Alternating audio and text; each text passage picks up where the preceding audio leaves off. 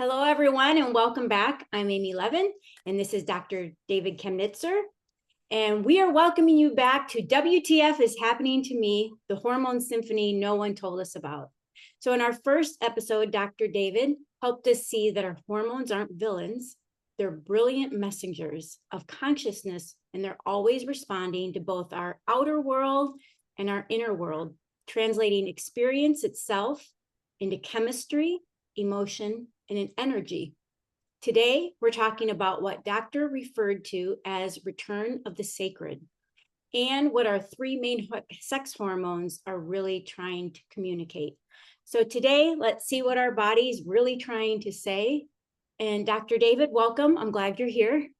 It's good to be here. I'm in your hands, and I am excited about the fact that you were excited at the end of the last session about looking at all of this through a lens that's very dear to my heart, the return of the sacred. And so I thought, if it's all right with you, I might start riffing about that, and then feel free to interrupt me or take the conversation anywhere that you like.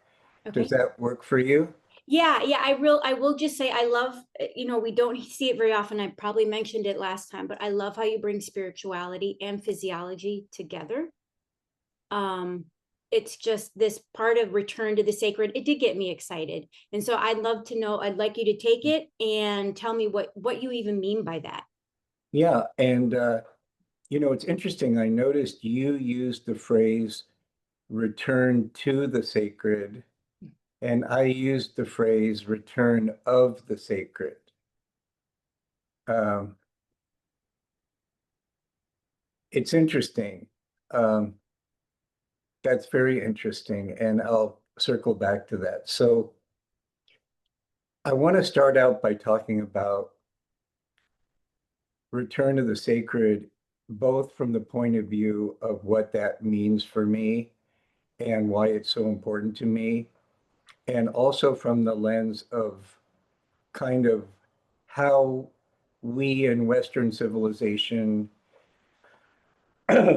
especially those of us who grew up in the last half of the last century, kind of how we got thrown to be a certain way that ended up sandbagging the sacred. And it has a lot to do with what in scientific terms would be called scientific materialism, which I will describe. And it goes back in philosophy to ideas that separate heaven and earth in religion and philosophy, and goes back to ideas that glorify or deify the mind. For example, Descartes said, I think, therefore I am.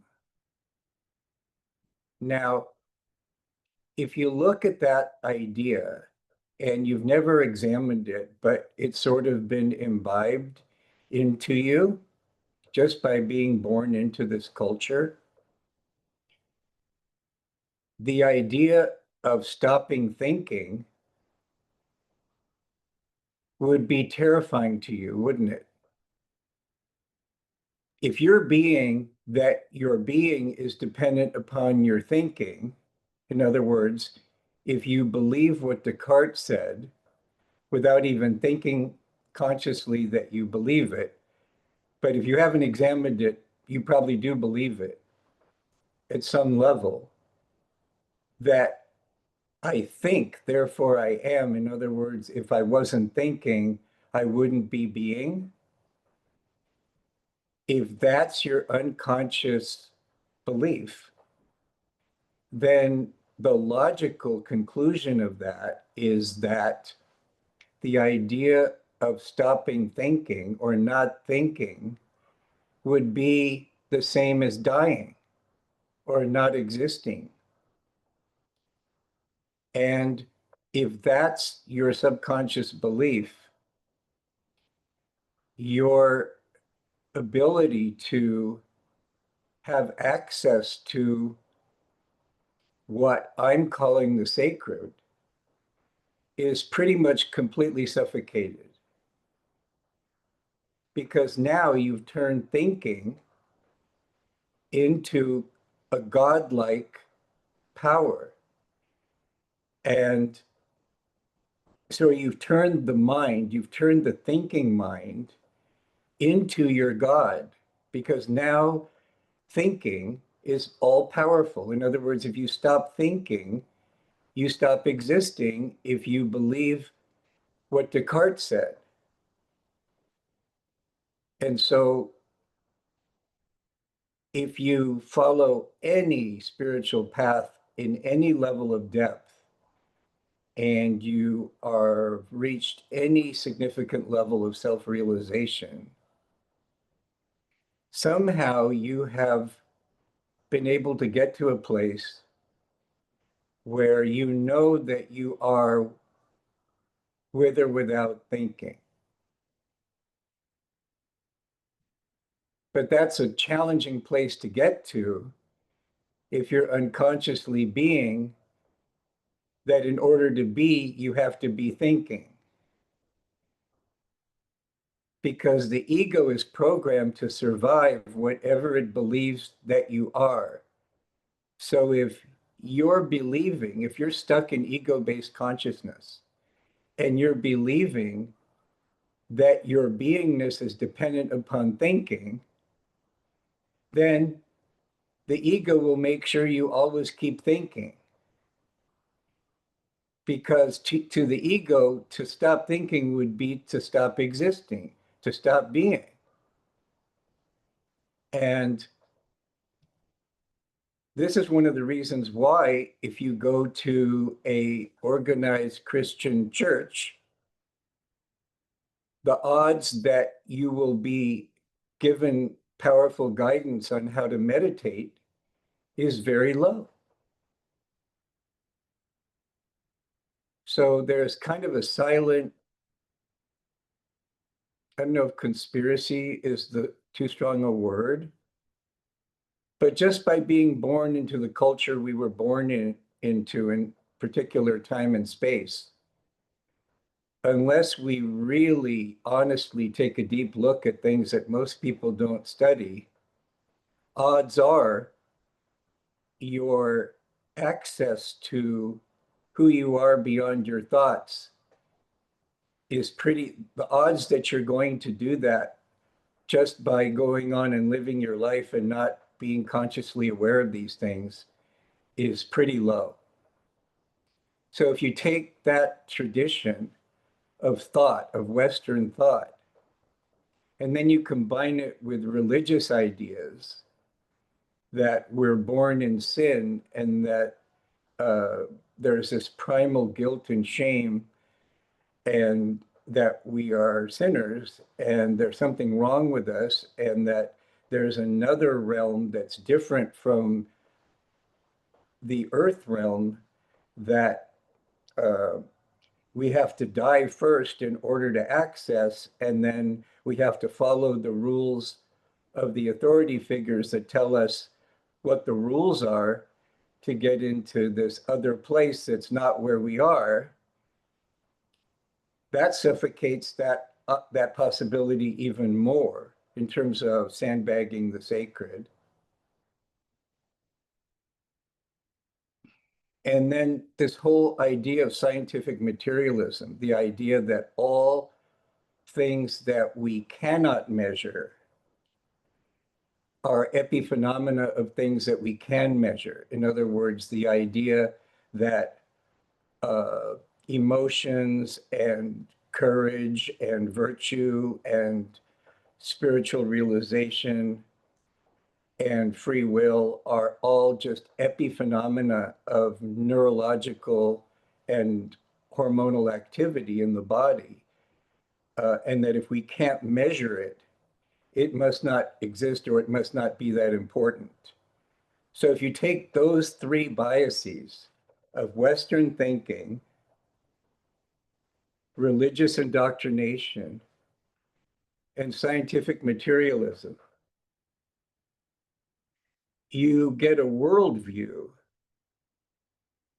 that is basically what I call ego-based consciousness, or what some people call the matrix. This idea of scarcity that implies competition, that justifies violence, et cetera, et cetera, et cetera. And so what I mean by the return of the sacred is an ability to question the veracity or the usefulness of that entire worldview. And my personal view about that worldview is not that it's bad, but that it's limited. And that if you are living life based on choices of the menu of options that are available to you from that worldview, your possibility of true self-realization and the true return of the sacred in your reality is pretty much completely suffocated out. So that's what I say. And then I also say that what people are really after, that they don't know that they're after, is the return of the sacred. So what do I mean by the return of the sacred? I mean the realization. It starts with an idea as a concept, but it doesn't end there. That starts with the realization of unity, that there's a fundamental spirit, there's a fundamental unity of existence, and that all seeming polarities exist as kind of a divine play or a lila, an appearance within that fundamental unity. And so you could look at it from male, female, you could look at it from good and evil, you could look at it from night and day, you could look at it from liberal conservative, you could look at it from uh, uh, individuality and the community. All of these dynamic dances of polarity that make life what it is. If you look at it from the ego point of view, all of these are justifications to prove that you're right about your ego-based consciousness worldview. This idea that, yeah, it's all about separation, it's all about competition, it's all about scarcity, and then you can make a case from the way you're looking at things that everything's justifying your view. And so you have a logically consistent worldview,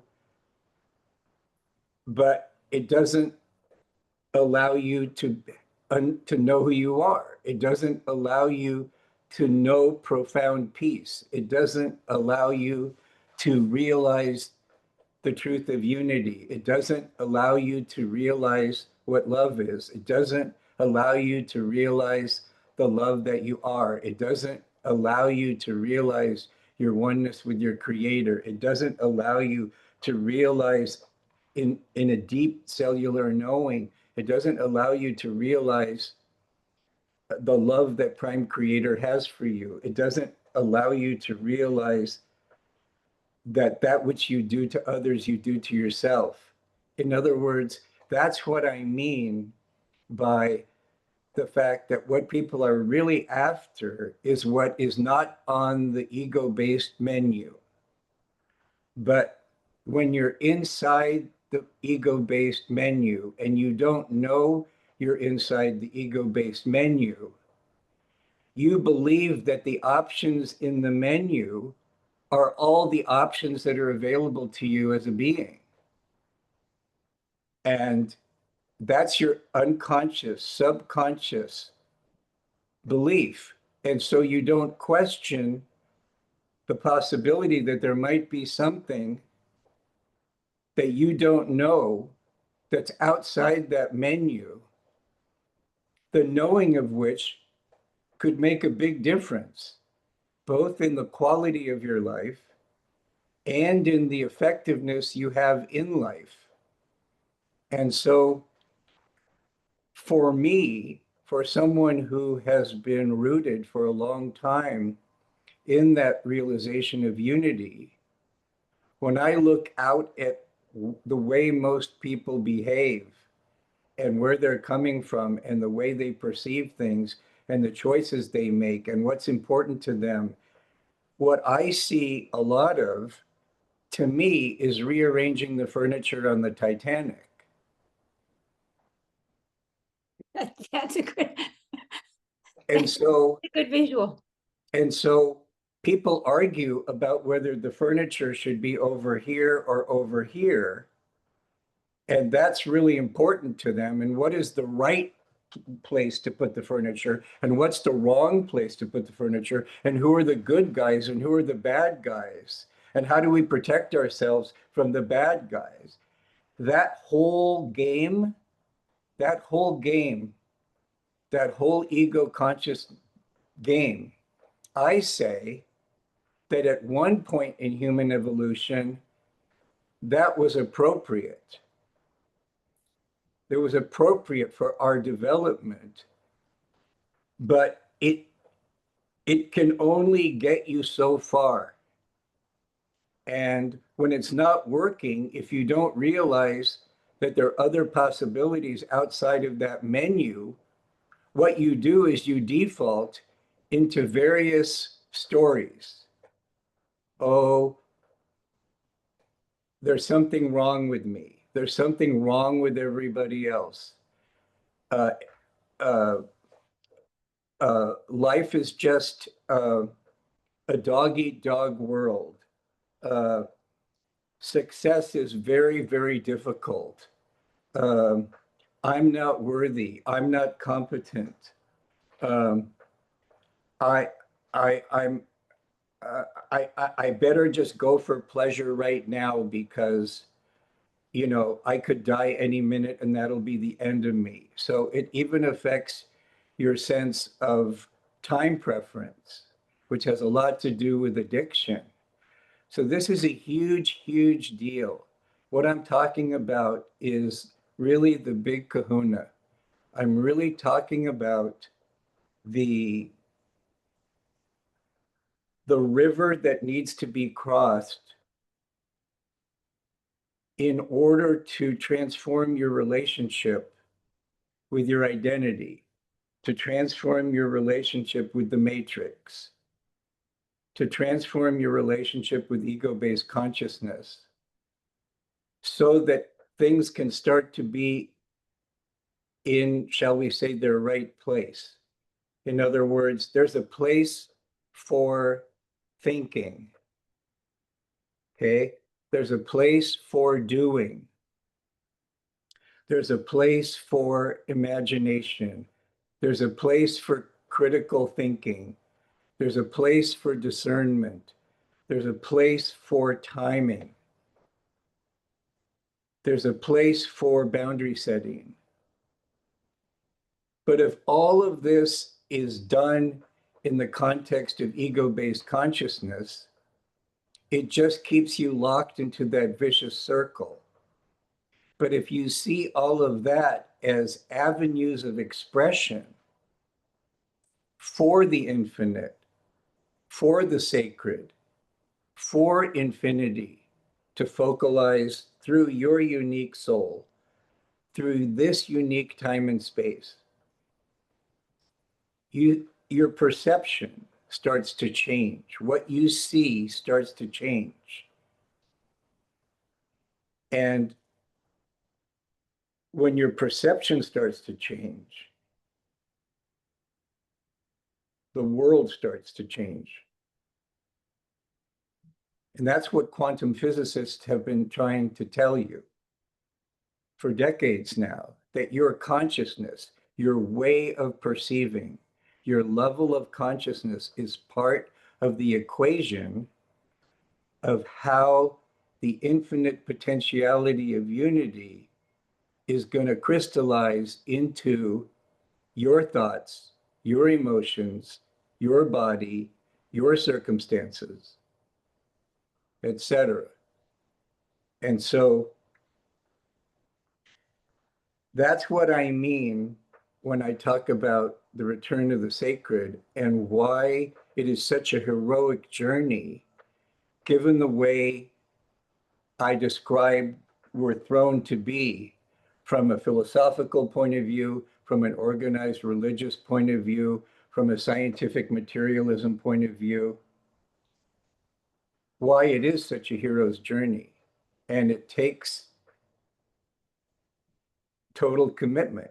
You know, people begin to get on the spiritual path because they're in pain at some level and they've tried everything that's on the menu and it's not working. And then they see somebody else that maybe they think that maybe this person knows something I don't or something, and they want to know what that person's smoking. They want to know what that person knows or has access to that they don't. And it requires a certain humility or a certain passion. Many people have to hit bottom first, sort of like in the idea of freedom's just another word of nothing left to lose. Or some people get to that point because they have some kind of revelation, some kind of epiphany. But one way or the other, it doesn't just happen by itself. It's not like you are born and whether your consciousness is this or that, you're probably going to end up being about 5 or 6 feet tall. It doesn't happen like that. There's something else that's required. There's a free will involved. There's a ripening of the soul. There's a ripening of the personality. There's a lot of factors at play. And the whole spiritual path can be very tricky because the ego is completely threatened by all of this. Because the ego's kind of been running the show, kind of been pulling your chain. And the ego gets kind of power hungry. And when it can't pull your chain anymore, it'll up its game and try to get you rehooked back into ego-based consciousness and try to find your weakest spot. And very often that has to do with your relationships with your own family, with unresolved traumas, et cetera, et cetera. And so to embark on that spiritual journey, that return of the sacred, without proper understanding and without a living teacher and without a community of fellow travelers is almost impossible. Maybe there's 1 in 10,000 people that could do it all by themselves, but it's extremely, extremely rare. And as a people, as a society, we're very unsophisticated about all of this. We're babies. We don't even like this conversation. If we had this conversation in most social settings, people would just give us a blank stare. In other words, they don't have the container to be able to be with this conversation in a useful way or in a way that they're even interested in. Because Yeah, it doesn't, I because want to it say doesn't have something. anything to do with rearranging the furniture on the Titanic. Yeah, I'd like to just add on that note, it because I had heard this, probably had heard this type of work, many years ago, and either walked past it, rolled my eyes, whatever. It had nothing to do with my level of logical intelligence. It's not that type. It's not about how, quote, the Western society says how smart you are or not. In fact, I found that the quote unquote smarter you are, sometimes the more difficult it is for this to come in because you relied on the brain so much. And I just like to back up for just a moment for if somebody's listening that this doesn't necessarily make sense. I think what you're saying is at that lower level, this ego-based life very much feels like it's happening to you, right? Not just the outside world, but our hormones, our aches, our pains, politics, the laws, all of these things we feel like we're at the effect of from that much lower place. And so it's always, whether we are conscious of it or not, somewhat of a fight inside to keep it alive, as you said, because to do that would mean, to not would mean a death of some sort. Yeah, and it's basically an extension of something that's well known in psychology, and that is the principle of projection. In other words, whatever we psychologically disown, we project onto others, onto our circumstances, into our body, onto situations, etc. And so it's just basically taking that principle and extending it beyond the realm of uh, popular psychology. Yeah, you're absolutely correct. That victimhood mentality is the justification. It's the primary justification that's used to validate one's position there, because you can always come up with evidence to prove your case. It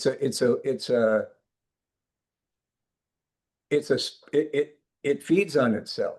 If you are that you are a victim, because of projection, you will attract circumstances that will justify that you are right. And so then when you die, what it's going to say on your tombstone is that you were a victim and you were miserable and you were right. And so what you got out of life was you got to be right. And so what? Yeah. So And what? never really living authentically. I mean, so what? You got to Yeah. be right. Good Yeah. for you. You know, and when you have your life review and you look back on your life with your guides and you'll see what your life was about and you'll go, oh my God, my life was about proving that I was right, that I was a victim. So how does knowing that that in a way it's all part of the divine play of some sort, even though I can't pretend like I understand it all. If somebody's listening and there's just a little glimpse of maybe there's another way, but they don't know that first step. And I realize the first step could be different for everyone. What if somebody comes into your practice, what is something that you do? Because we realize the ego wants to make things difficult, and I mean, usually it this is pretty depends. It simple. depends what shape they're in as beings and as physical bodies. I mean, there's no point in having this type of discussion if someone is in acute physical pain. That would be a very cruel thing to do. So it depends. Okay. That's one of the things that is very difficult for some people who have rigid ways of thinking. And they try to live by some of the rules that they have that don't match reality with a capital R. Life is much more dynamic and multidimensional and multifactorial than most people believe. And one of the things that makes a master at something is that they're able to perceive reality more directly outside of those filters. And when you understand life or a subject matter from first principles rather than rules, it gives you a different way of seeing, and it gives you more distinctions and it gives you more possibilities. So, you know, a person who comes to me because they've just been in a car accident and they're in pretty severe physical pain, and they're not coming to me because they've heard that I'm a multidimensional healer and coach and energy worker and spiritual guide. obviously it would be cruel and inappropriate for me to say, well, gee, how did you attract this accident? That would be just being just an asshole. And even though at some level it's a true statement, it is inappropriate because because in order to help some person, in order to help somebody, to assist somebody, to serve somebody, you have to have compassion and the ability to see where they are right now. And to know that on one hand, they're suffering, but on the other hand, on another level, where they are right now is perfect. And to be able to hold both of those things simultaneously without one canceling the other out, and to always treat people with dignity and respect and a profound type of dignity. And that kind of profound dignity, treating someone that way, can only come as a natural outflow of you having gotten to the point where you're treating yourself with that kind of profound dignity. And so I know that's not the answer you were wanting, but it's really a very true answer. The place to start, and this may be the most powerful idea for today, the perfect place to start is exactly where you are. And so this is the one thing that is not on the ego-based menu. The idea Actually, that that is what I was looking yeah, for, and I'll the explain. idea that it's to your advantage.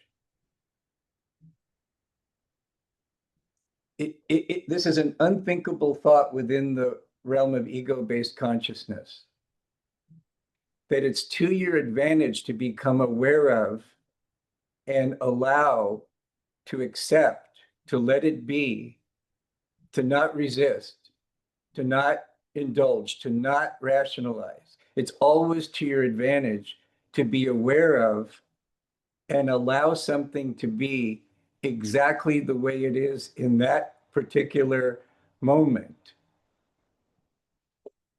You see, part of the idea of the way we're thrown to be is that in order to have what we want, we have to push away what we don't want. We have to fight against what we don't want. We have to attempt to annihilate it, kill it, minimize it, get rid of it, push it away, minimize it.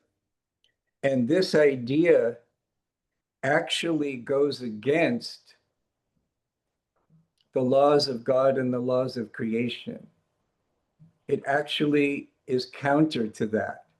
In other words, as long as you're resisting something, you're putting your focus on that to which you are resisting. And therefore, you're actually perpetuating in your reality, you're actually perpetuating the power of the very thing you're resisting by continuing to organize your life around what you're resisting. So, for example, and there's nothing wrong with noticing what it is you want to move away or get rid of. That's very important. That's part of the reason why 3D consciousness is set up the way that it is to create such a high contrast experience that it wakes you up and it mobilizes your will to the point where you say, I don't want that anymore. And so that's a very important part of one's journey. But where it becomes counterproductive is when you get stuck in that. Like, I'll give you examples because this is really powerful. What I'm sharing with you now can really make an enormous difference in your entire soul's existence. So let's say you realize one day that you don't want to be poor, that you hate being poor. All right. And so you're going to make sure that you never get another overdrawn notice from the bank. Okay? Because you don't ever want that to ever happen again. I don't ever want to get another overdrawn notice. It was so painful. I don't ever want that again. And so you pay attention to your finances to make sure that you never get another overdrawn notice. Okay? But you could never get another overdrawn notice if your bank balance never got below $10. So if you're committed to not having overdrawn notices, and then you stop getting overdrawn notices, what motivation do you have to master your finances? Because all you wanted to do was avoid overdrawn notices. And so avoiding the overdrawn notice is a part of what you really want. But if you get hypnotized into believing that what you want is to get rid of overdrawn notices, the minute you avoid overdrawn notices, you won't be motivated to master your finances because that's not what you think you want. So you got to keep the threat of overdrawn notices in your reality to keep you motivated to avoid them. And so it'll say on your tombstone, was committed to avoiding overdrawn notices. And I guarantee you, a person whose financial orientation is to be committed to avoiding overdrawn notices, the odds that that person will reach financial mastery is almost zero.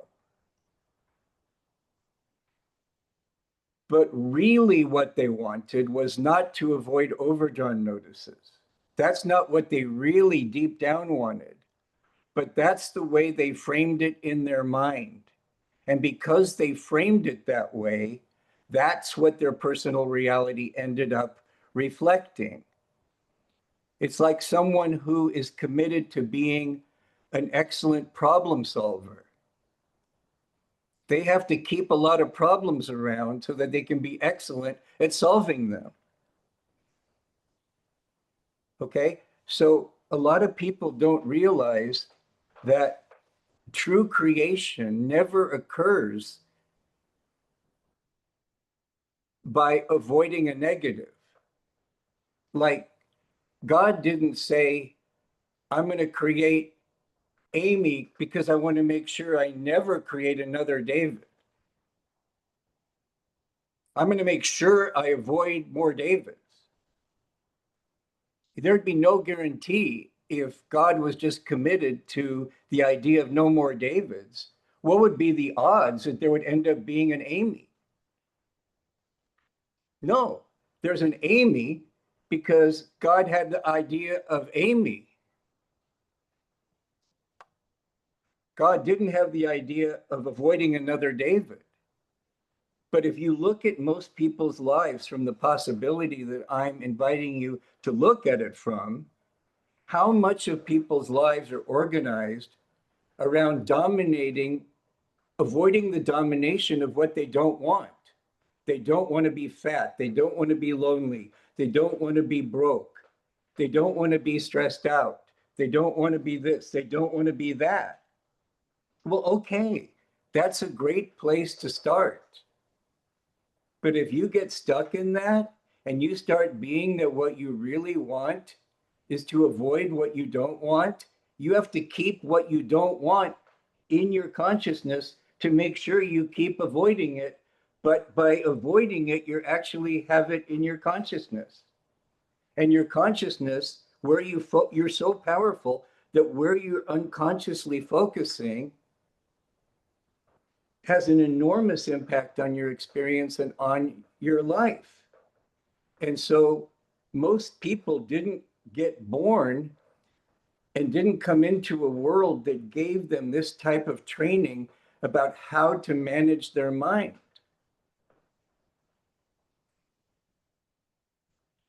I have a question then Yeah. for you.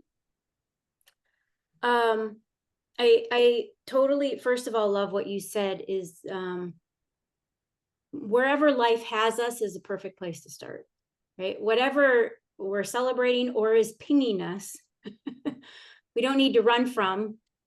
It's right here, right now for us to, as you said, I believe you're saying, But one, aware of it. people don't believe that.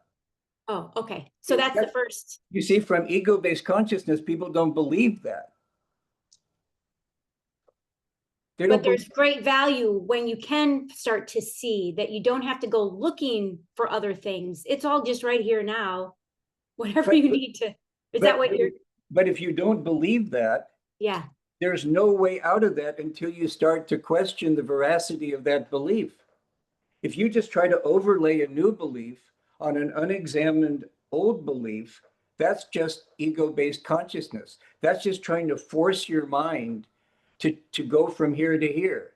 That's just more force. That's just more resisting the first thought.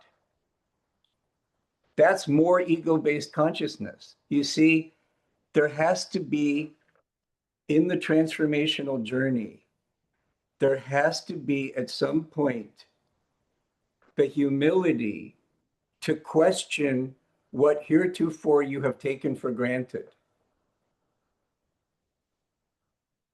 You see? And so it would be easy if people believed it, but people don't believe it because it's an unbelievable thought in ego-based consciousness. It's unbelievable that what's happening is happening for you. That fundamental trust in unity is not there. You see, most of us, and I mean like 98% of us, did not grow up in a family of origin or an extended family or a community of people, of caregivers, of teachers, of authority figures who were functioning from this level of consciousness outside ego-based consciousness, where this realization of unity was alive and vital and vibrant. And so subconsciously, our imprints of life and who we are and who others are and who God is and what the world is was all imprinted onto us before we had the cognitive development that we need to be having this kind of conversation. And so it's only later as adults where we really have the practical possibility of examining what we've unconsciously bought into.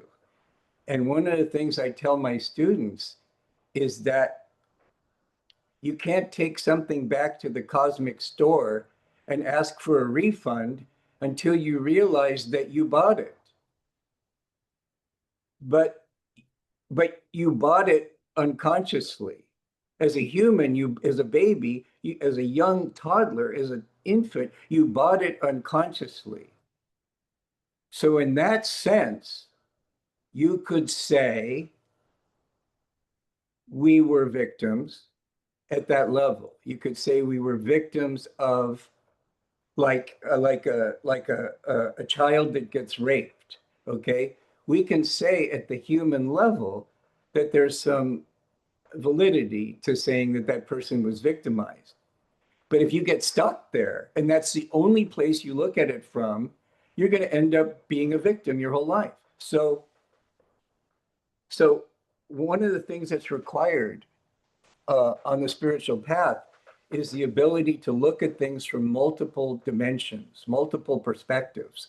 So when I'm with a client or a patient or a student that's been severely sexually abused, I honor that at a human level, They were violated, they were victimized, they were dominated. I get it. But at the same time, I know that at a higher self level,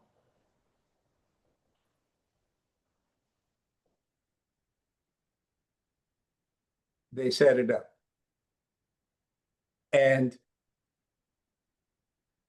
ego-based consciousness doesn't allow you to hold both of those realities at the same time. And yet, in my experience, until you're able to do that, first for yourself and then for other people, the odds of transformation occurring is very, very, very low. And so, one powerful answer to your question about what's required is what I just said, is the realization that in ego-based consciousness, you can yak to that person for days, but as long as they're stuck in ego-based consciousness, they won't believe it.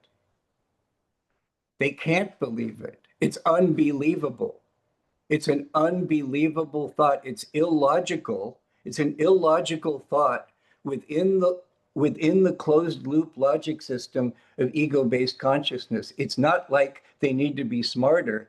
It's like they need to question the whole menu, like have I confused the menu with the meal? And people are eating the menu and wondering why it's not tasty. They're wondering why it's not nurturing. But when it's not tasty and it's not nurturing, what most people do is they look for a better menu. And that's what I mean by rearranging the furniture on the Titanic. They're substituting one belief system for another. They're substituting one menu for another. But no menu is the meal. The whole point of the menu is to guide you to the meal that you really want. But how many people will ask the waitress for something that's not on the menu?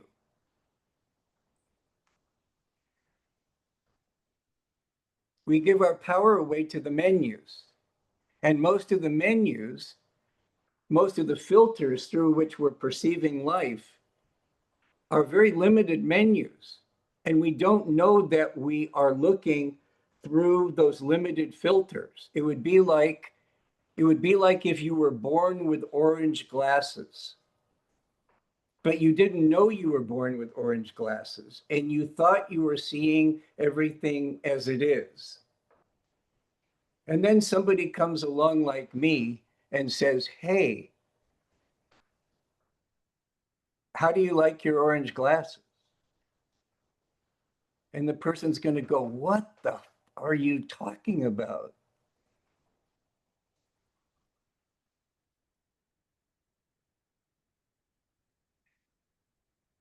And you have to have the humility to consider the possibility that maybe you've been looking through tinted glasses.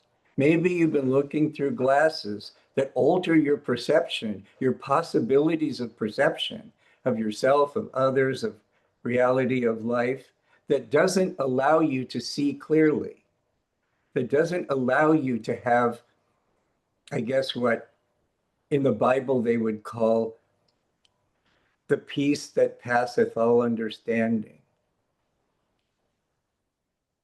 What allows you to have real faith that isn't just an avoidance of reality. So it's a big deal what I'm talking about. And you eat an elephant one bite at a time. But I'm attempting to point out in many different ways the water that we're swimming in that we don't know that we're swimming in. It would be like if you were a fish and you were swimming in water.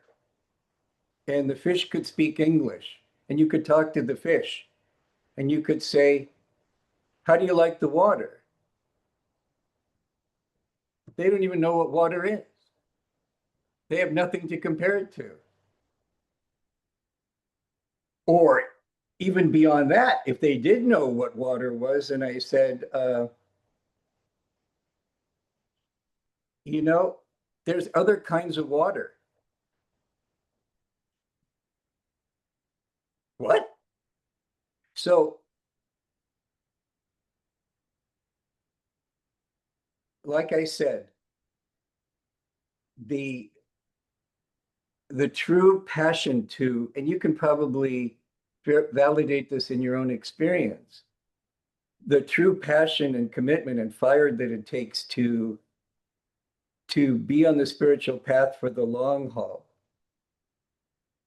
is something you cannot rush. You cannot force it. Your personality and your growth as a human has to get to a certain point. Your soul has to ripen to a certain point. Your soul's thirst for there must be something more than this, the humility to say, maybe there's something I don't know, that if I knew and maybe somebody else knows it, could help me to discover what it is that I don't know, that if I knew, could make a big difference for me. And so much of the dis-ease that we experience in our world today, whether it's in our bodies, whether it's in our relationships, whether it's in our experience of work, um, all of that, so much of it is correlated with the fact that there's a tension, a divine tension between what their soul is crying out for and what their systems of belief and thinking will allow, that they don't know that they're thinking that way, or they don't know that they're believing that way. And so they want a gallon, but they're trying to drink it through a quart container. And it doesn't matter how many different colored quart containers they try. It just cannot happen. But the quart container is of your own making. It's in your mind, but it's in the part of your mind that you don't know yet. You don't consciously know it yet. So I think I can't remember if I shared with you, but whoever's listening, I'll share with, I think a personal story to take through what you're saying. I think about, of just one, being aware, not avoiding, to the acceptance of that. Kind of, I always told myself when I was going through things, make the uncomfortable comfortable. You know, being okay with the uncomfortable. There something happens. And so I can't remember I shared this with you, but I will, because it was a lifelong pattern of cheating. I don't know if I remember shared that with, I did, yeah. But to such an extent that even if it was a Hallmark channel, right, or a normal TV show, when it was on, my whole body would react and I would need to change the channel. If somebody was telling me their personal story, the whole body would react. And I either needed to get off the phone, or I joined in the conversation of what an asshole, right? Like all of the things that I think are pretty typical for human behavior. But what you're bringing up is perfect, because what you're describing is the inability or the ability to be with what you're directly experiencing in the Yeah, moment. I could not be with it.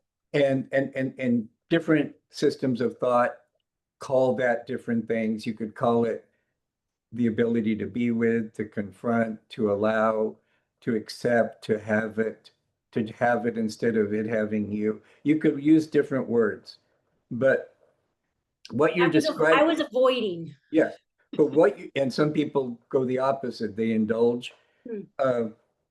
Some people rationalize it. They go in their heads. Anyway, Some people go out of their body. A lot of people stop breathing. Anyway, what you're hitting on is, in my experience of decades as a spiritual guide for people, um, there's a transformational change process that has a particular structure and sequence to it that seems to map on very well to reality that I use. And we can get into that today if you want to, or tomorrow, or next time. But anyway, it's basically an accurate map of how you go from becoming aware of something to eventually be able to master your relationship to the thing that you just became aware of. And it has a sequence of steps. And if you actually do each step and not just think about it in the sequence that I lay it out, and if you actually do it, you'll actually accomplish that. Anyway, so it has many steps. And I won't go through all of them today, but the first step, obviously, if you want to go from awareness to mastery, obviously the first step is awareness. You become aware of something, a desire, a body sensation, a goals, anything. You have to become aware of something you don't like, whatever. And I'll just share that I was becoming aware of it, but my pattern to avoid it or get away from it was just leave the situation, Right. That's the what. person, right? But then the same thing would end up happening again. Right. That when you finally realize the pattern's continuing, so you got to be, it must be something with you. So that leads to the second step. And the second step is what you were pointing at.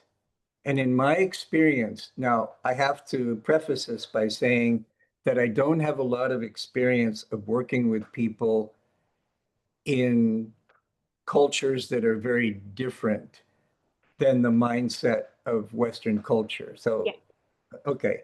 So within that culture, because that's been the set of thousands of people I've worked with, the most challenging step for people that have been entangled in ego-based consciousness is the second step of the transformational change process. And I call that second step acceptance slash allowing. Now, let me say again something I said before. The notion that it's always to your advantage to completely allow whatever it is you become aware of is not on the ego-based menu. It's not a possibility. It's not an option. And so I've had students literally where it took them over 10 years to really get the hang of this step. But I have to give you some tough love. If you can't get to a certain level of this step, you can't go any further. And you probably found that out. And so to appeal to people's rational minds, to demonstrate to you that what I'm saying is true, if you're at point A and you don't like it and you want to get to point B, the only way you're going to begin to move from point A to point B successfully is to be able to accurately inventory all the internal and external resources that you currently have access to, that you can take a step using those resources to begin to get from point A to point B. But if you are invalidating and judging and not even being present to your internal and external reality, how can you accurately assess or even be aware of or even powerfully engage in the internal and external resources that you have available to you, because that's all you have available to you, to move toward point B. Yeah, I'll share, if it's okay, I'll share with people, because I knew I knew, and just to preface this too, it's not that I had just been cheated on. I had cheated. So I had guilt about it. I had anger about it, you name it. I had had it happen to me. I did it. All these things are up here in the mind. And I knew that I saw out in the world, had dear friends who were not in that type of relationship. So I thought, well, there has to be something else. And then I know in other cultures, people aren't with just one person, they're with many, and they don't have that same reaction that I'm having.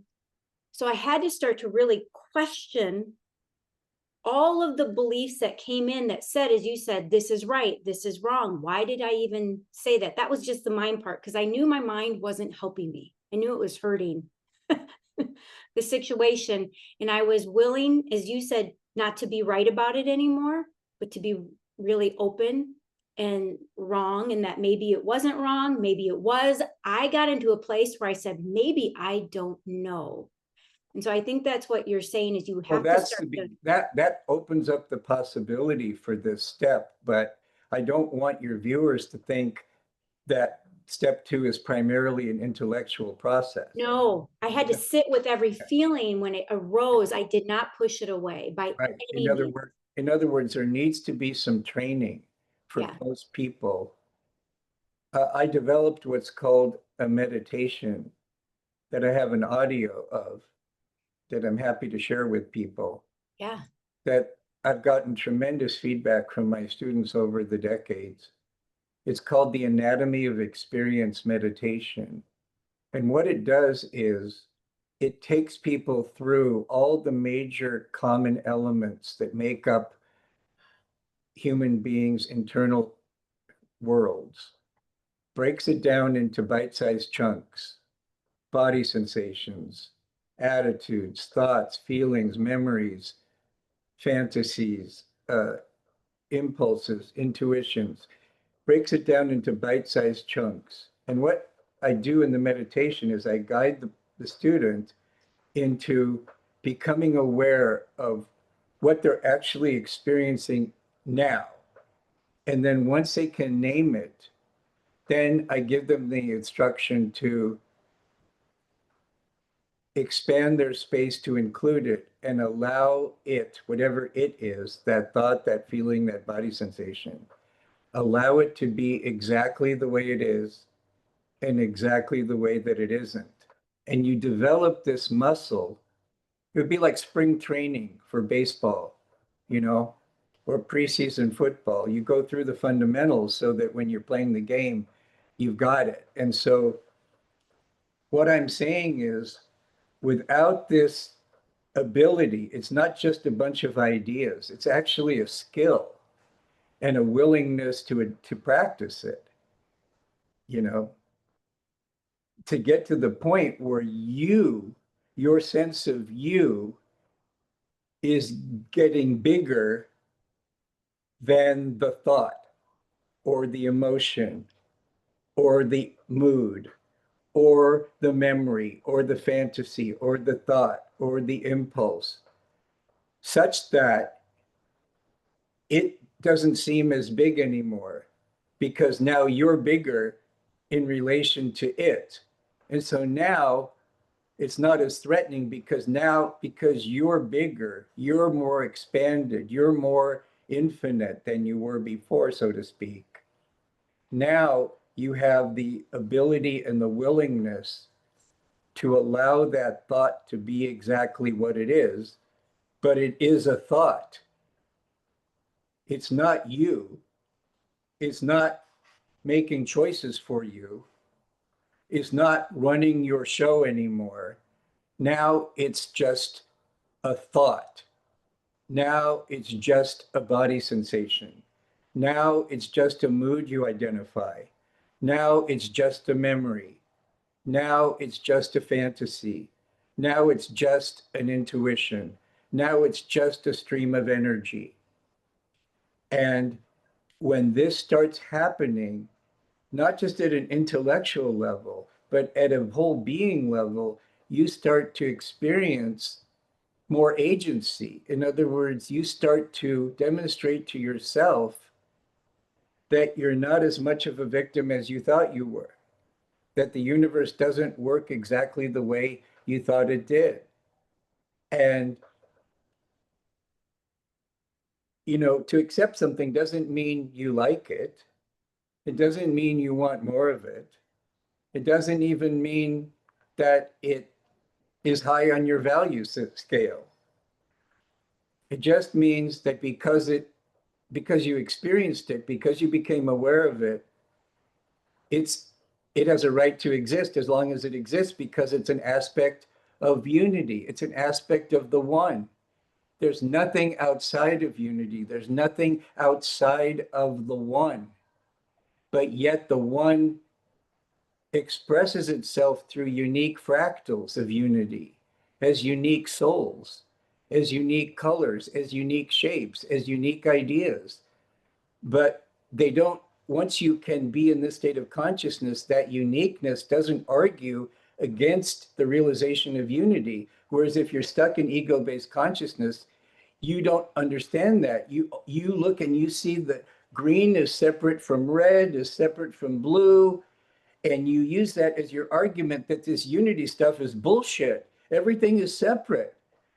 And it's like looking at colors of the rainbow and going, oh man, all this spiritual stuff is a bunch of crap. What do you mean there's only unity? I see red, I see orange, I see yellow, I see green, I see indigo, and I see light blue, I see indigo, I see violet. Well, that's a bunch of crap. You guys are fucking idiots. Obviously, everything's separate. You're just full of shit. That's what ego thinks. But then the Holy Spirit comes along and says, hey, I get that how you could see it that way, but hey, maybe you don't see the full picture. Let me tell you something. Let me tell you how rainbows happen. You see, there's this one white light, and under certain conditions, it refracts in a certain way that it reveals, that the oneness reveals all these unique fractals of itself. And then it's expressing this way. And then based on your nervous system, your brain interprets these different frequencies as these 7 unique colors. So the ego doesn't get the difference between uniqueness and separateness. And so the ego throws the uniqueness out with the bathwater, and it says, hey, it throws unity out with the bathwater and says, hey, there's all this separateness and I'm going to prove it to you. Therefore, how could there be unity? You're full of shit. There's something that you said, the Holy Spirit, maybe other people might call it presence. I don't have an exact word for it, but It's more than presence. yeah. It's a holistic way of knowing. There was something then that did shift just by me sitting with everything. And yes, when the mind got noisy at first, throwing the questions in, because the mind says, well, I don't know, maybe.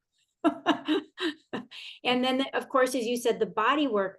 But then there was, as you mentioned it earlier, there was a shift where there was just peace about it all. There wasn't a right or a wrong. And in fact, there was such love for the experience, all of them. And that doesn't make sense, I realize, to most people, especially if you're in it and it feels very hurtful. There was this other side where I found beauty in it all. But I can't say that was this. I can't say it was the body. It felt like, as you said, the perfect words, it felt bigger than the little me that had been telling the story for so long. Yeah, and there needs to be a respect for both. There needs to be a respect for the fact that on one hand, you're an infinite being. But on the other hand, you're having a human experience associated with a female body on the surface of planet Earth in this unique time and space. And if you ask me what makes the new spirituality new, this is what makes the new spirituality new, that it's not heaven or earth. It's not God or human. It's not infinity or finiteness. What makes a new spirituality new is the realization that there's no fine print in unity. If there was anything outside of unity, unity wouldn't be unity.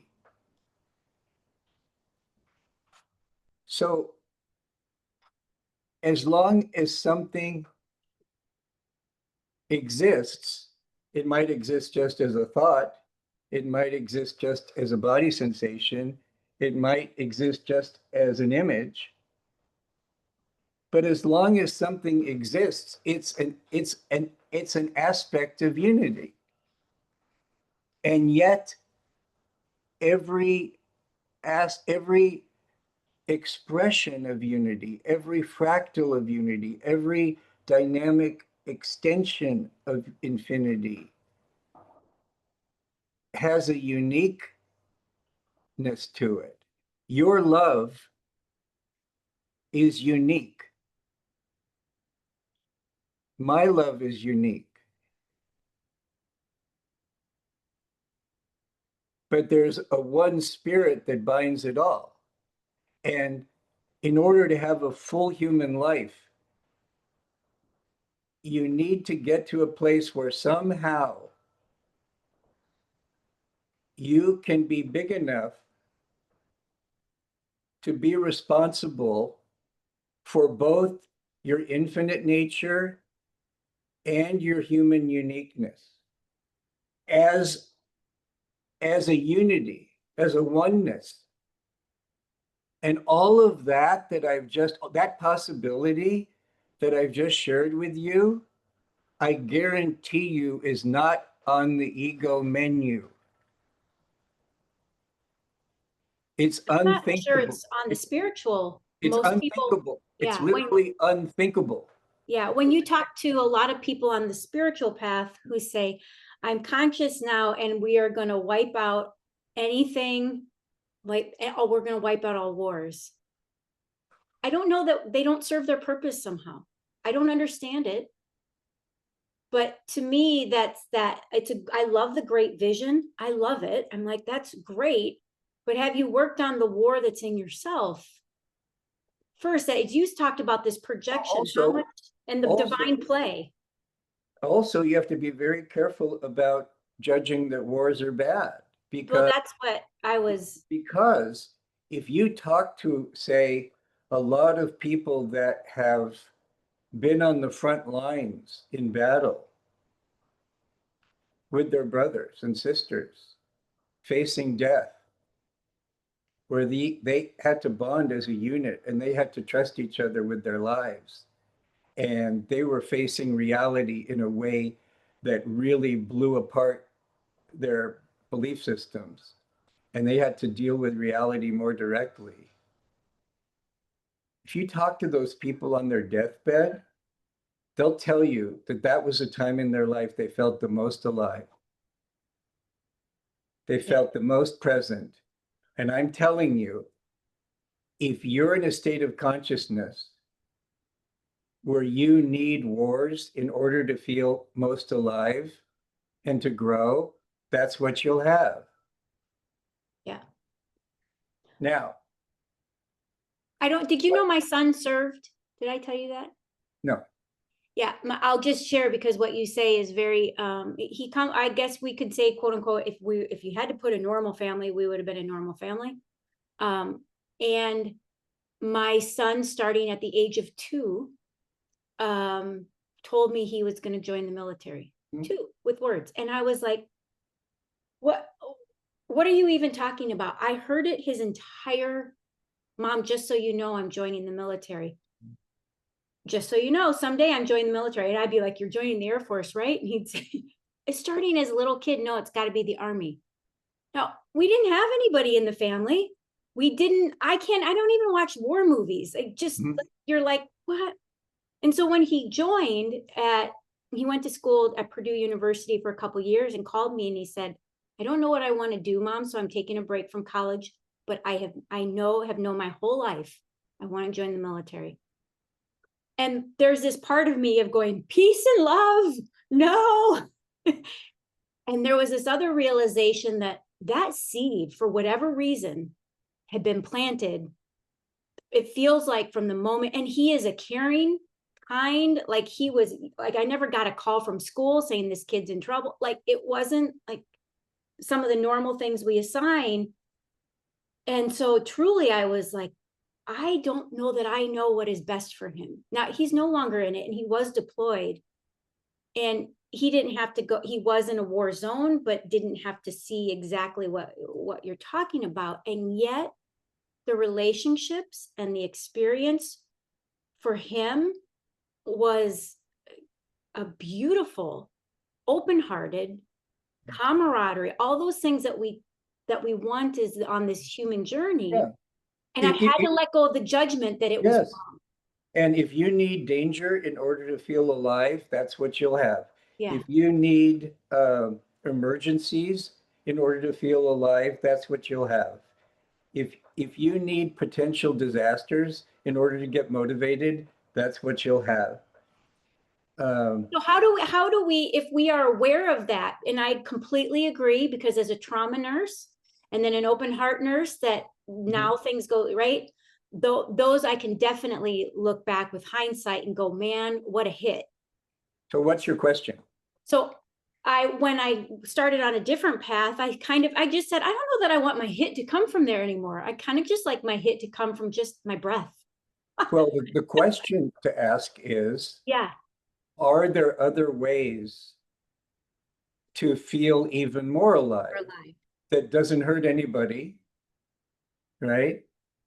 And you see, that's where your free will comes in.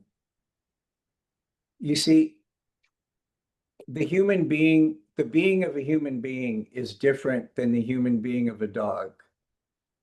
And if you ask yourself what makes the being of a human being different than the human being of a dog, I love my dog. Now, if my dog is looking at me and I'm wearing a blue shirt, I don't think it's in the realm of dog being possibility for the dog to say to herself, gee, I wonder how David would look in a white shirt.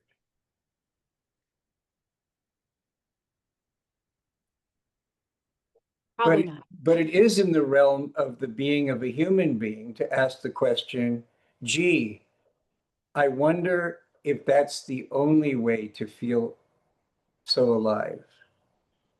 Gee, I wonder if there's other ways to feel even more alive and more peaceful. And I'm wondering if there's a way that we could be with each other so that everybody in the world could have reasonable access to that as well. So part of what makes the being of a human being infinite in their nature is that they have the free will to ask those kinds of questions and to be with those kinds of questions in a committed way.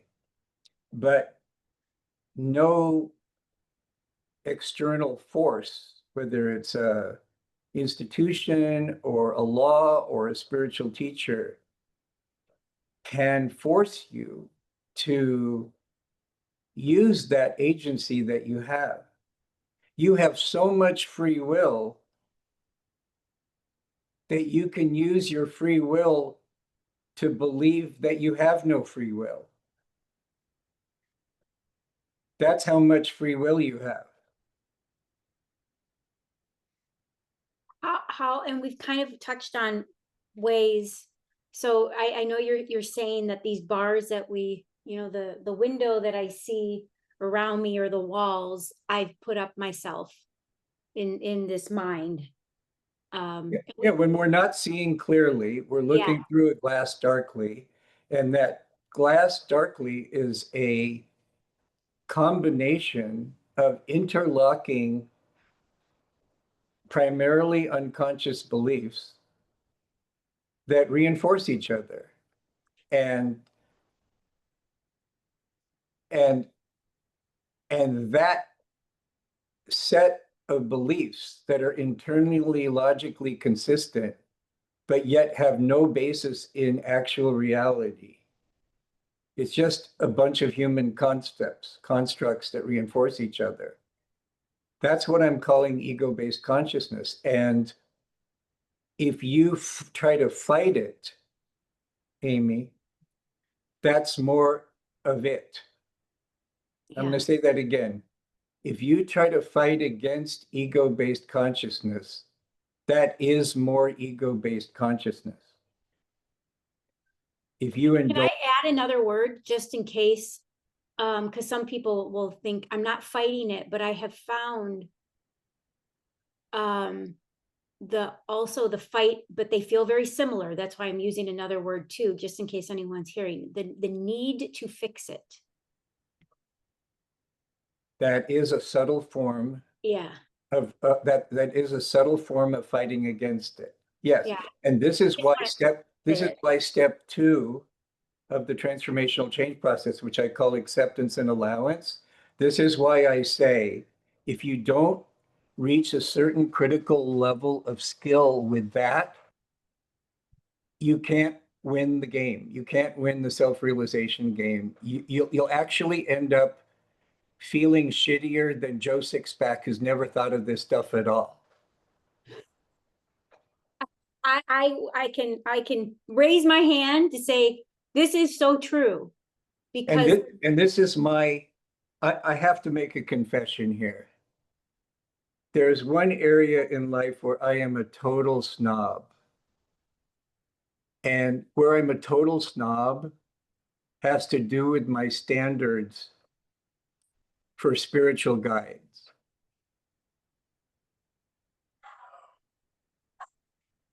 I have seen the damage that's done to students by spiritual guides that think they know more than they know, or who give partial teachings as if they were the whole teaching. And I can't tell you, we're talking, this is more than scores, this is in the hundreds. I can't tell you the number of people I've worked with, Amy, over the years who, quote unquote, have been on a spiritual path for decades before they got to me. And so much of their trauma was correlated with distorted, limited spiritual guidance. It's like you're doing soul surgery with someone. They're trusting you with their soul, basically, to guide them. And if it's not real, it's another huge trauma. Huge. And I've had to do a lot of triage work in that area with people. sorry, Really, I really, laugh only because I know the term very well yes. from my nursing. Yes. And and and it almost always has to do with a certain amount of emotional repression, which comes from their unwillingness or inability to be with the fullness of their experiences and to be able to be with them in a useful way that doesn't re-traumatize them, but allows them to study the experience and to realize what limiting decisions and conclusions came out of that. And so I'm a real snob in that area. My standards are exceedingly high in that area. And I don't judge these people, but I do see the damage that's done. And there's something, talking about return to the sacred, there's something extremely intimate about the relationship between a spiritual teacher and a spiritual student. There's something that's profoundly intimate if that connection is real.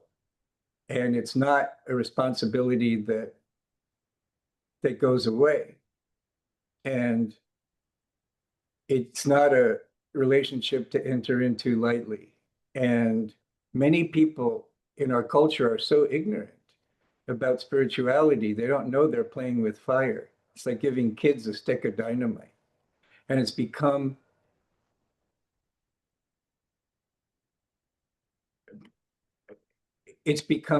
uh, so commercialized that there's a risk that the spiritual movements themselves lose their connection to the sacred.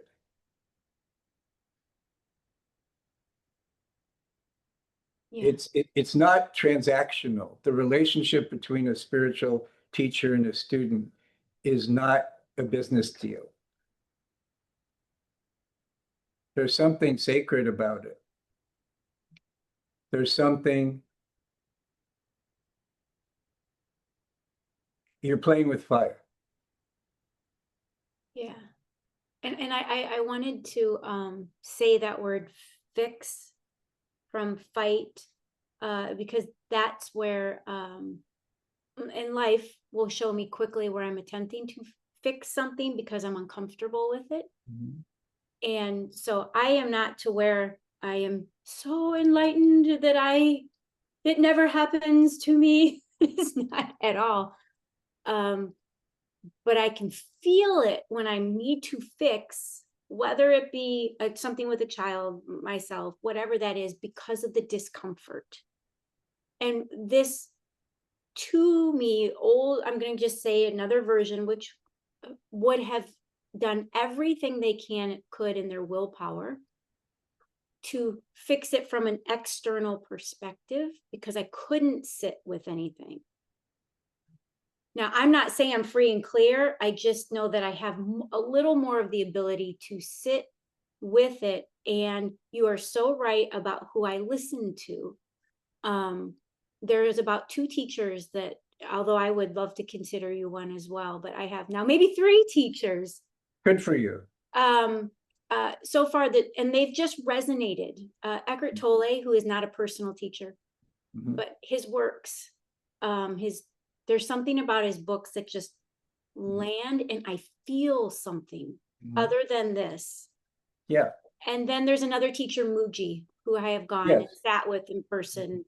And other than that, I don't, it's not that I'm like, say, I don't need to listen. They just don't really come into my field too much. So the 2 teachers you mentioned would be in the category of radical non-dual Advaita type teachers.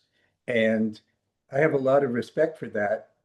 However, my concern about their teachings is that they do accurately represent uh, infinity and true reality, but they don't necessarily pay a lot of attention to the physiological realities and the psychological realities of the Western student.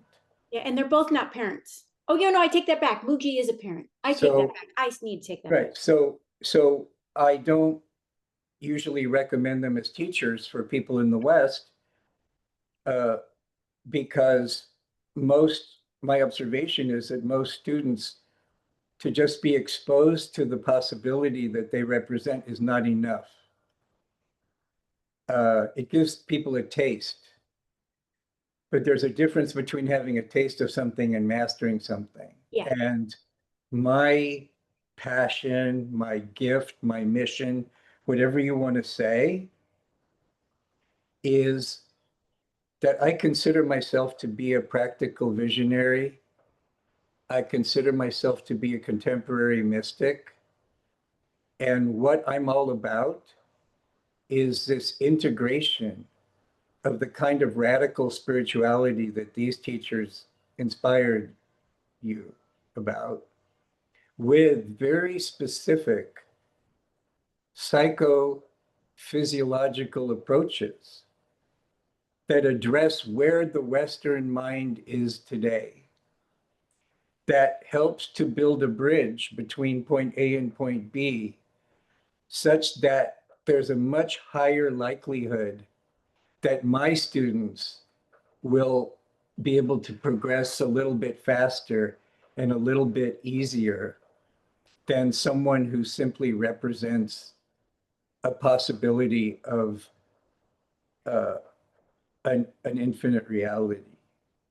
I will share, and I don't think I've shared this with you, but I will say, just in case anybody doesn't, is Dr. David has this perfect bridge behind him, which is ironic.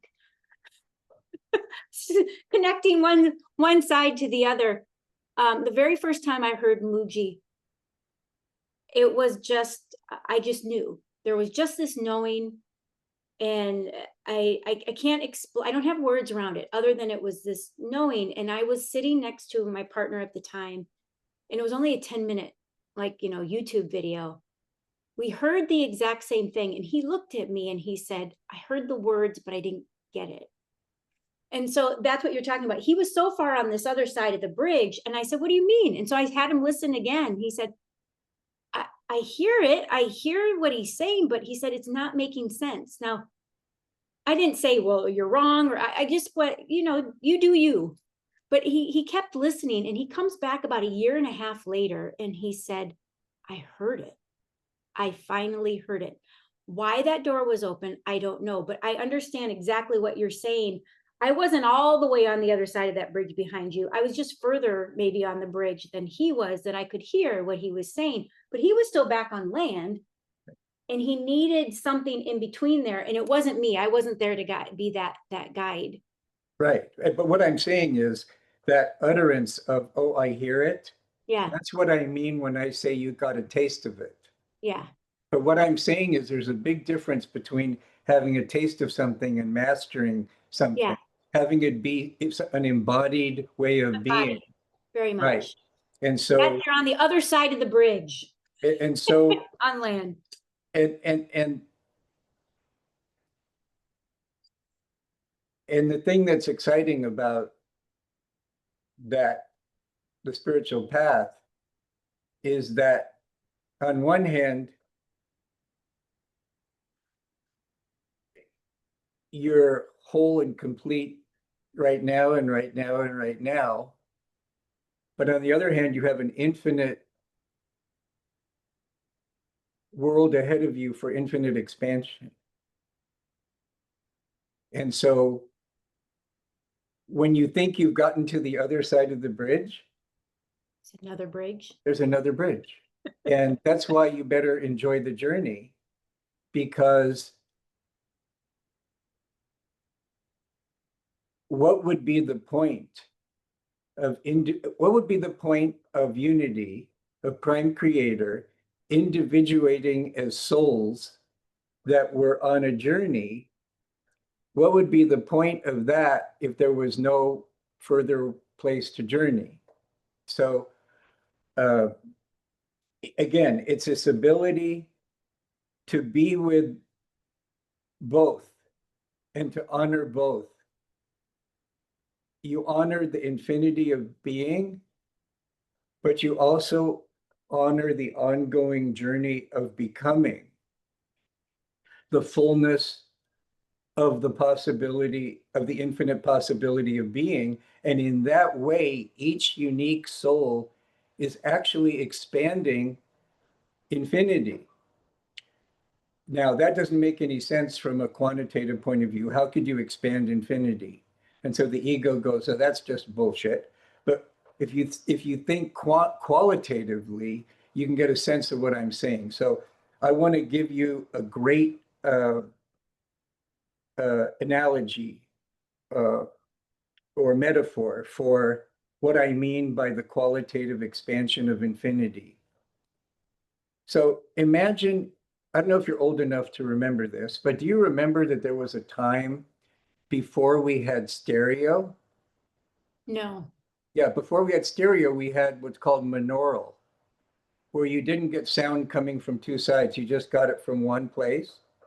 And now we have stereo, and now we have quadraphonic, and we have full surround sound. Okay, now imagine that you're listening to Beethoven's Fifth Symphony. Now, on one hand, that symphony is entirely whole and complete. It is what it is. Its being is absolutely complete. Now, if you listen to it on an old monaural system, the richness of that infinity of the Beethoven Fifth can be expressed in a certain level. If you listen to it on stereo, that infinite possibilities of experience of listening to Beethoven Fifth becomes even more rich in possibilities.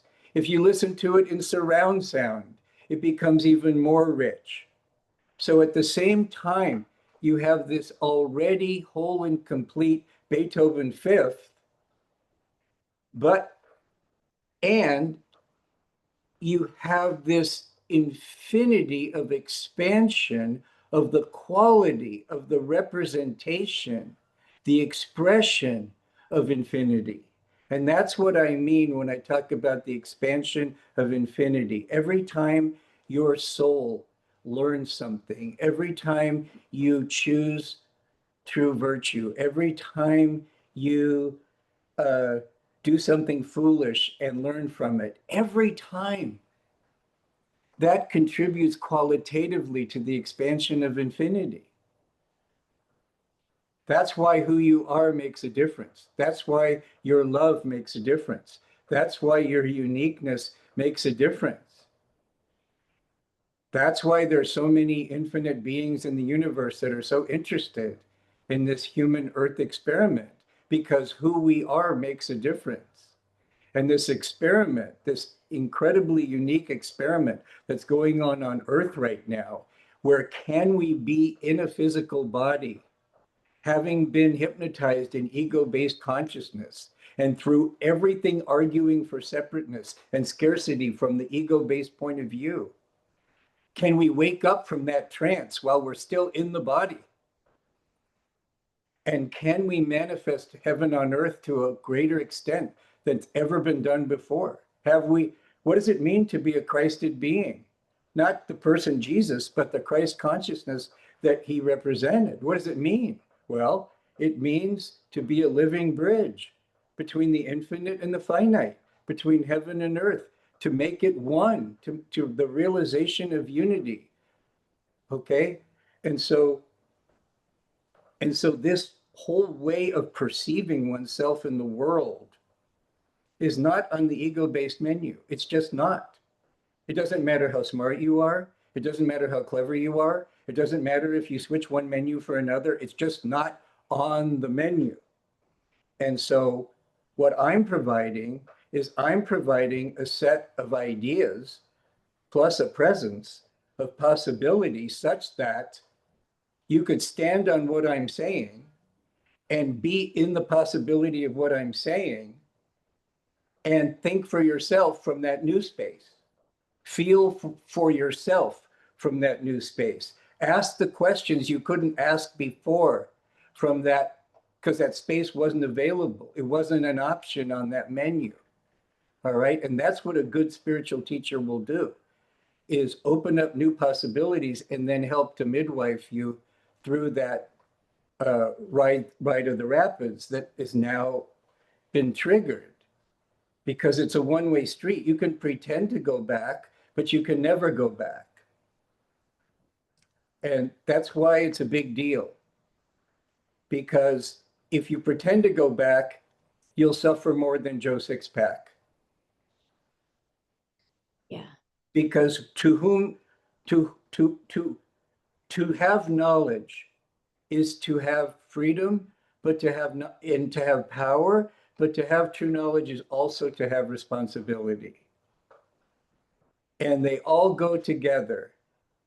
If you draw a triangle and you put freedom, responsibility, and power, if you're afraid of freedom, you'll limit your infinite potential. If you're afraid of responsibility because you associated with blame or shame or guilt or pressure, you'll limit your infinite potential. You know, if you're afraid of power because you think power means domination, you'll limit your infinite potential. So fear, and we can talk about that next time. We had touched on it before. One thing I do want to say, because we Yeah. talked a lot about this havingness or allowingness or creating space, a sacred space for something just to be what it is. Yeah. This is what progesterone is all about. Being easy in your harness. Taking a deep breath. Letting something be as it is. This is what progesterone's all about. I mean, think about it just even on a basic physiological level. Without progesterone, you couldn't create a sacred space for a fertilized egg to become a baby. That would be great. We didn't get to talk yet about the sex hormones, and so Yeah, I wanted to great. plant that seed Yeah. because estrogen's kind of easy to get a handle on. You Yeah. know, it's this divine, feminine juiciness, radiance, nurturing, intuitive, in touch with rhythm, etc. And then you have testosterone, which is, you know, the divine masculine, the steadfastness, the motivation, the focus, the clarity, the drive, the purposefulness, the energy, the provider, the protector energy. So those are kind of easy for people to understand. But the progesterone is a little trickier to understand. And I hope this discussion, especially for people that will take a deep dive and read the book, I hope this discussion gives you a way to appreciate progesterone in a way that maybe you wouldn't have been able to appreciate it as fully if we hadn't had this conversation. But I think the book does a pretty good job of hinting at this. But I think this was very, very, very, very useful. And you know, very often when women start approaching menopause or in perimenopause or even when they're in menopause, they come in and they have this pattern that we call wired and tired, strung out, Yeah. I'm kind of putting it drying. here for next time for sure. Yeah, Wired and and a lot of that has to do is even in perimenopause because as your as your as your hormonal cycle starts to break down as you approach menopause, progesterone levels start dropping more rapidly before the estrogen levels start dropping. And that contributes to the PMS, that contributes to the lack of being able to sleep, that contributes to the PCOS, et cetera. And so this progesterone business is a big deal. And remember what we talked about last time, the enormous difference systemically between synthetic yeah. derivatives of progesterone and natural progesterone. Yeah. How has today been for you? Wonderful, wonderful, wonderful. It's a discussion that I enjoy. Something opens up every time. And it's not something that I talk to a whole lot of people about. It's not a daily, there's some people, but in my daily life. Well, I mean, that's not you haven't taken that on as your role in life. Right, right. You know, that's not what you're focused on Yeah, right now. yeah. And yet there's such truth in the pointings and encouragement and love to go beyond what we think we, as you started with, I think therefore I am, so going beyond what we think we are And when that happens, those possibilities, all those other bridges that start to open up for us. Yeah, I call it the necessity of doubt. Until you're willing to doubt what you've previously taken for certain for granted, you're going to just be rearranging the furniture on the Titanic. And you can do that for hundreds of incarnations. I'm not just talking about one incarnation. Yeah. You can do that, and most people do that for hundreds of incarnations, and they're exploring different positions on the Titanic and having different experiences that and different perceptions that you have from having different furniture, being in different furniture on the Titanic. And that is not bad. That is not wrong. That is not God making a mistake. That's God respecting the free will of each soul and each being to grow at their own pace and to grow at their own rate. I mean, even if you go back to thinking about Star Trek, right? What is the prime directive that they had? I was the next generation, but I think it was to Same, explore same. worlds without what do I want to say? Not letting the sink ship sink. It was basically to not violate Yeah, the free will choices of that choices. culture, Yeah, uh, other than maybe extreme situations that could have caused complete annihilation of a civilization or a planet. yeah, Well, guess what? There are beings that have that relationship to us. yeah. There are more advanced civilizations that are observing and are caretakers of to make sure that the game doesn't get out of hand. So, for example, I believe that if it wasn't for those beings, you and I would not be having this conversation.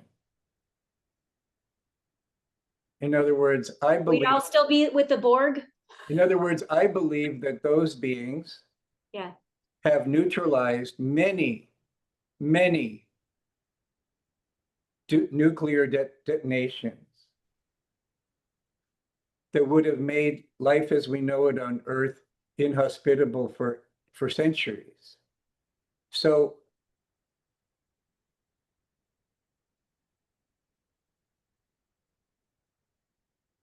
but the ego, because of its violent nature, projects its violence onto ETs. You see, it never ends. The yeah. ego projection game never ends. It just goes on and on. And the only way to win that game is to decide to stop playing it. But to stop playing it, you have to have faith that there's another game.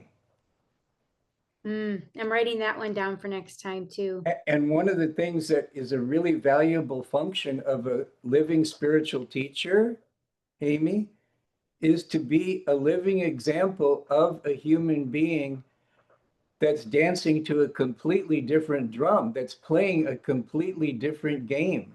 Yeah, You know, I'm very sensitive to this because um, I see it in sports. Like, for example, if you take like someone who's just at a masterful level of their sport, like let's say Tiger Woods at the top of his game, yeah, or um, or Patrick Mahomes at the top of his game, they're playing a different game. They're playing football. The other people are playing against Patrick Mahomes. The other people are playing against Tiger Woods. But Tiger Woods isn't playing against anybody. He's playing golf. He's one with golf. He's one with the ball. He's one with the swing. He's not playing against anybody, but the other people are playing against him.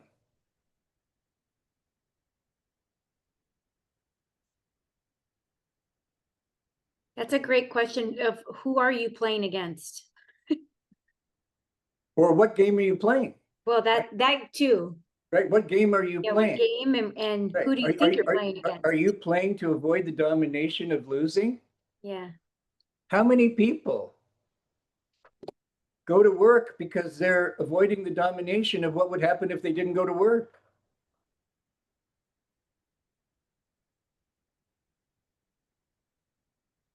Yeah, there's something I always learn from my children, and the 20-year-old said something the other day because he's doing something and his dad was afraid of well, what if it doesn't work out? What if it fails?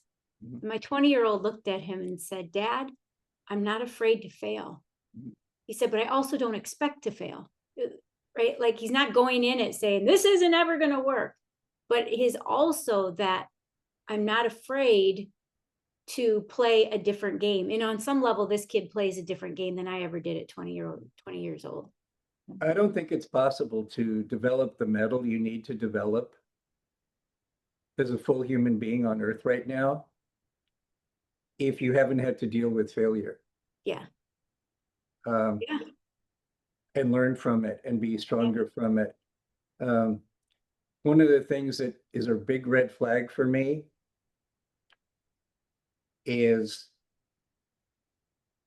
if I talk to a married person and they tell me that that that that person and their mate have never had a fight. Doesn't mean they're happy though. That scares the shit out of me.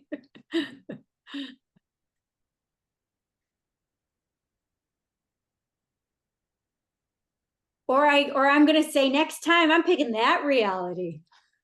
What reality? Ooh, never have a fight with your spouse. Everything's great. Everything's great. We're all one. Yeah, we always agree. Yeah, God, Barforama. But there was something and I understand his dad is looking through a lens because he doesn't want his kids to hurt, right? And we know that tension comes through growth, all of those type of things. I'll just say, God love him, an East Coast Jew.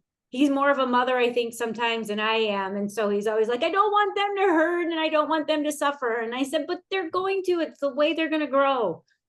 And the fact that this kid can say, Dad, I know you don't understand or you can't see that path, and that's okay, but I'm not afraid to fail. Because he's failed. I mean, the kids who end up resenting their parents the most are the ones that were overprotected and never got a chance to experience the reality of failing and getting up and continuing to go on. They're in their parents' basement when they're 35. Because they haven't had to deal with natural consequences. Yeah. So those are that tension. That's the other thing I put here as we're talking next time. I think we talked about controlled stresses last time. Yeah. Like exercise is a controlled stress. The operating room or even a trauma OR actually is controlled chaos. There is a scaffolding that we have. Yeah. Somebody might come in and look and go, oh my God, this looks like a disaster. It's a war zone. If you're in it, you actually know the scaffolding. So everything else, even though it's not all known, falls in the scaffolding somehow, and it goes. And so there's tension, but there is some chaos, but there is a sense of control that you. I mean, choosing a goal that's a little bit outside your comfort zone. Yeah. That's a controlled stress. Or becoming a committed student of a spiritual teacher. That is a controlled stress. There's going to be a little bit more fire that way. And so one of the things that is useful in life mastery is consciously choosing your controlled stresses. Okay. And learning how to choose an appropriate gradient for that stress so that it's not too small and it's not too great. And ultimately be able to self-manage that process, because that's one of the keys to enjoying the journey and having the journey be powerful but enjoyable at the same time. Most of the time is to choose goals that are aligned with your purpose, that are stated in the positive rather than avoiding the negative, and that have an appropriate steepness to it. If it's not steep enough, it'll bore you. If it's too steep, it'll snow you under, and you use it to justify that you're a failure. But if it's just the right controlled stress, and that's one of the arts, that's part of the art of being a good teacher of anything, but especially of being a good spiritual teacher or a good spiritual guide, is to be able to tune in moment by moment to your student and to be able to dance with that relationship so that you can adjust the stress level, you can adjust the steepness of the path for that person. You have a sensitivity to tell your student, go to the beach today. Or, I wouldn't do that right now because I think that's too high a gradient. Or to be able to do that, you can save your student a lot of unnecessary strain and struggle that isn't going to get them very far, except to realize they don't want to do that anymore. You can make those suggestions. And then, of course, you leave it up to the student. But obviously, if the student is going to continue not to take your suggestions, you're going to tell them, I'm probably the wrong teacher for you. But that's okay too. But this whole idea of stress not being good or bad, but this whole idea of how do I have stress work for me? How do I have my stresses instead of my stresses having me? That way, asking that question is such a powerful opening that most people don't ask themselves. No, And so much of why people's hormones are moaning is correlated to a large extent to the fact that they're unconscious about the fact that they could take their power back and do a much better job of managing a lot of controlled stresses, setting better boundaries, learning how to lovingly say no, learning how to lovingly say yes, learning how to take baby steps before you uh, put all your chips into the pot. You know, all of these things have to do with life mastery, but all of these strategies and tips, they can completely backfire if the listening of the listener is hearing all this inside of ego-based consciousness, and these just seem like clever strategies and tips in order to get a better seat on the Titanic. And so the teacher has to be very sensitive to this balance between opening up deeper levels of being with sort of these tips and life practices. And that's a delicate balance that is really an art, if that makes sense. complete sense, complete sense. And I think I appreciate you coming back and reminding not only myself, but anyone else listening, that I'll just say it for me anyway, the ego, I don't hate my ego. Obviously, I get to walk around in this body, but man, it can be a tricky motherfucker. And it can, right? I'm going to do this so I can get, and it's a getting of something else. So I can get a new, mouse, or I can get oh my God, did I just shut down? No, and it's not doing it because it's evil or bad. It's doing it because it's not designed to know anything directly. It's not designed to know who you are. So it has this weird assignment to try to survive what it believes you are, but it can't do it because it doesn't know who you are, and who you are is infinite anyway. Yeah. And it's afraid that if you discover that you're infinite, it's afraid it's going to not be the CEO of your life anymore. Yeah.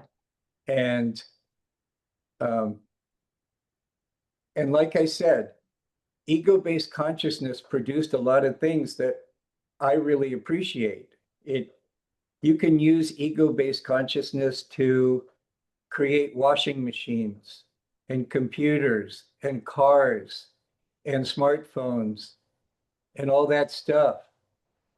But has it contributed to people's sense of aliveness? Has it contributed to people's sense of peace, joy, well-being, sense of community, nurturing, love, self-esteem? No. Why? Not because it's evil, but because it's not designed to be able to do it, because it can never know who you are. Because the only way it knows things is by comparing and contrasting things. So how could it possibly know anything about infinity? It's just not designed to do that. And when you can let it be what it is, it lets you be. Yeah. But that's the last thing the ego would ever think of doing.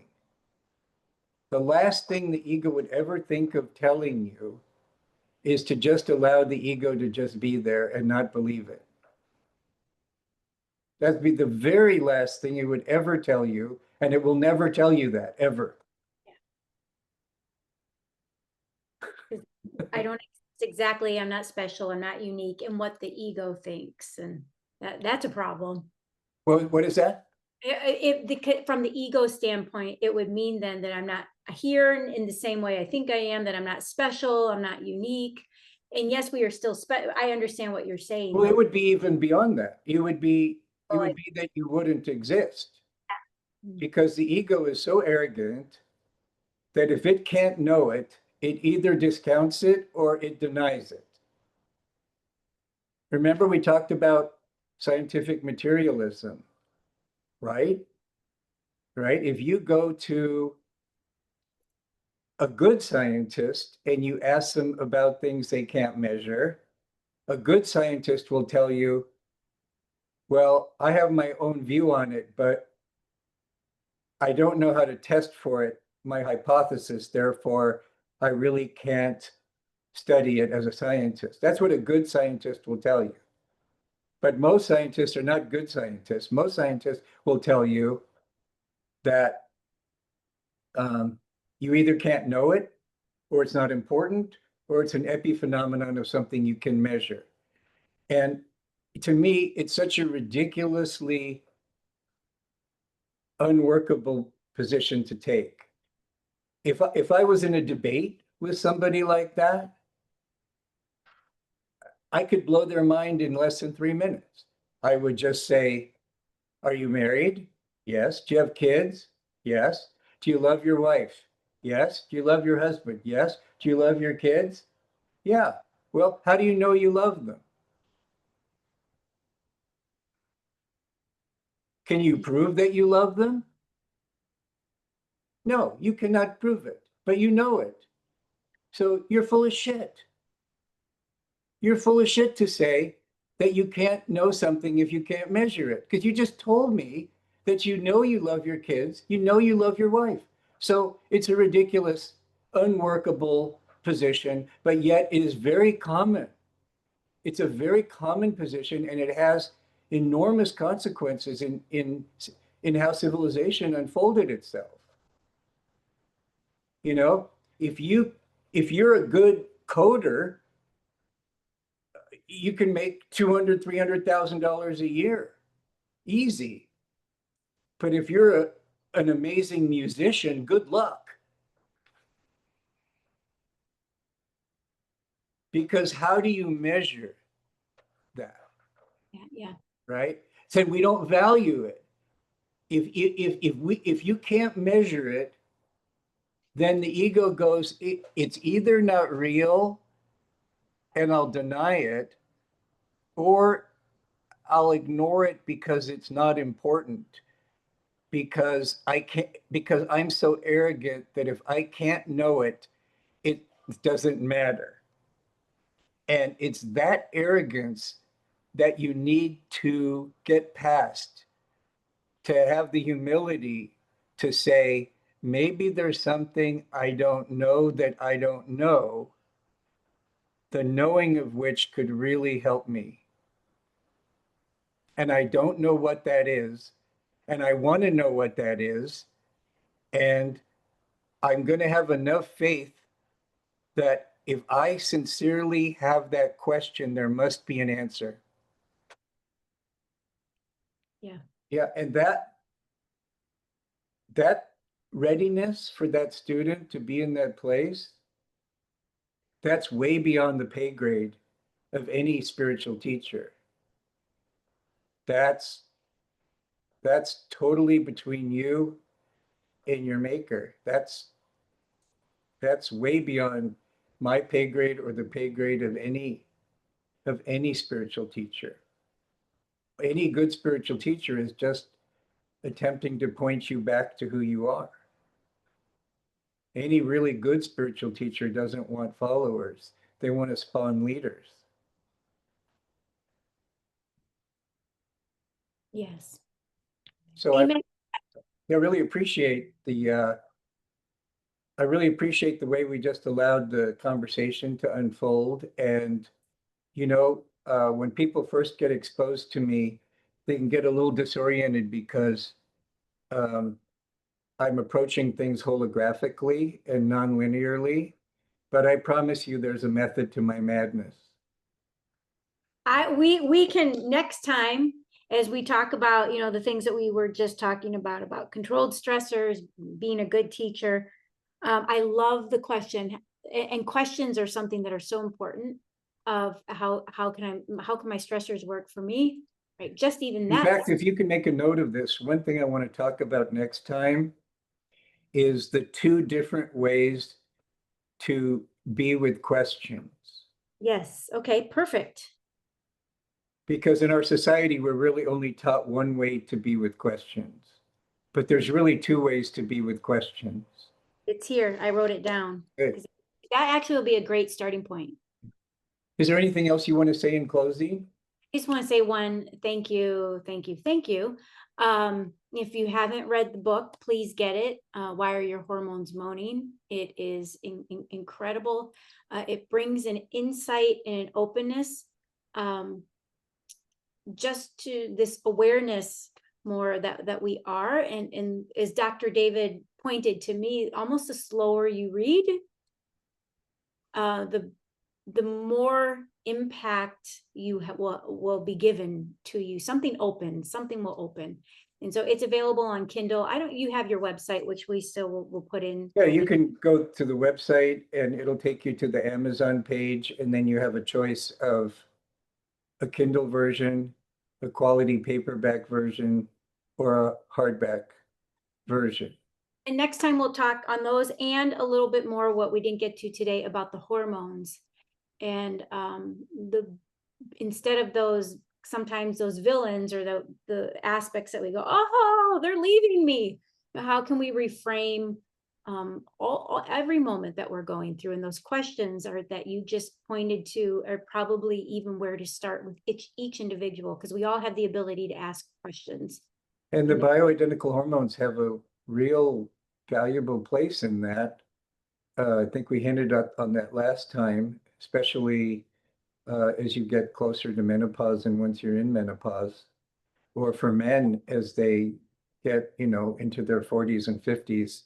And there is andropause is real, and that's something, if you're an advocate, if there's anybody here who's listening or watching, who's an advocate for men's health, or maybe your uh, maybe your husband or your significant other cares about that topic, or maybe they're going through some mental health challenges themselves.